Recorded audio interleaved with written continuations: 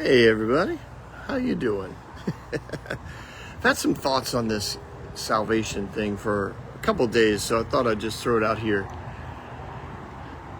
When I was growing up, it was not unusual for preachers and evangelists to use this illustration, which is salvation is a gift. The gift of God is eternal life, right? and I know I'm outside, so you probably hear the wind and all that, but and maybe my dog barking, but and then they say, so this gift is yours, but you have to receive it. And that made a lot of sense to me, growing up. That was like, oh, such a good illustration, get out there, tell people about Jesus, tell them that they have to receive the gift of eternal life.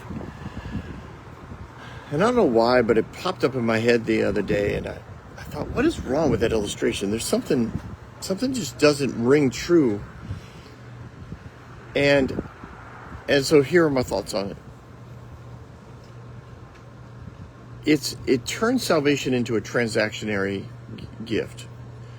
The gift comes from God, but it's not yours until you receive it. You receive it. You're in control of God's eternal gift.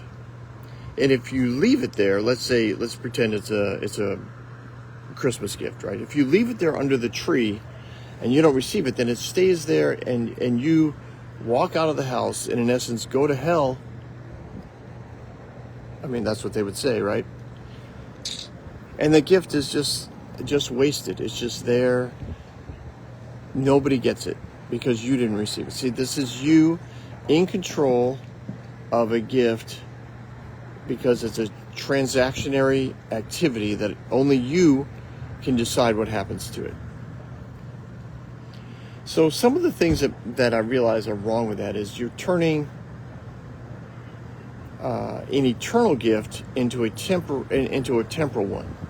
You're saying the gift from God, which is eternal life, so it's an eternal gift that comes from an eternal God, that comes from a place where time does not exist. You're confining it to a specific time and space that says it's yours if you receive it. And if you don't, in that time and space, it's no longer available. But that doesn't that can't be it.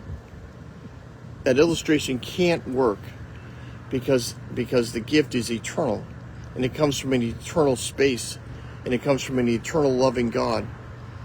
That gift is not up to you to receive. It is yours. And nothing you can do can change that because the decision was made by God, an eternal God, in eternity past, which is our way of trying to put a handle on eternity, which is something a temporal mind can't seem to comprehend. Zacapa.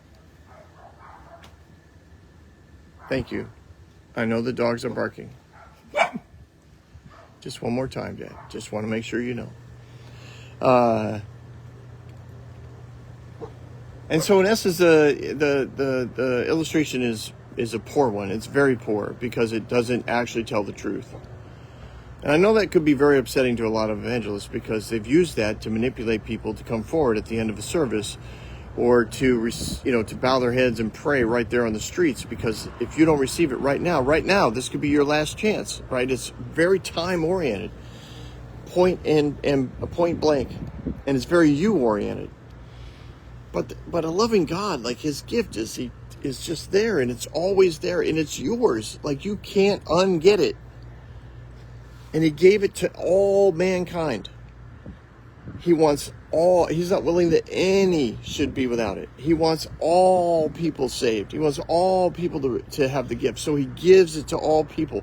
The gift of God is eternal life. You don't get an option. You can say, well, that's dictatorial. You get an option to interact with it and live in this time and space with an awareness of it. You get the option to interact with it and live from the power and authority and love that comes with that gift.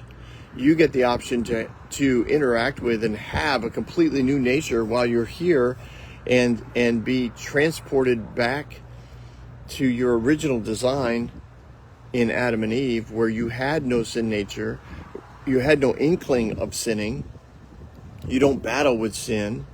These are all things that the new nature bring, and it's yours. Your choice is whether or not you want to have it now or have it later. But it's your gift, and you can't ever lose it. Glory. That's a good word. I think that's a good one. I was very encouraged when I put that all together. I'll probably try and do a shorter version of it on TikTok, just because I like to always condense my thoughts into shorter and shorter versions so that, in theory, more and more people get a handle on it. But I appreciate you letting me process my thoughts with you all, and I hope you have a fabulous day.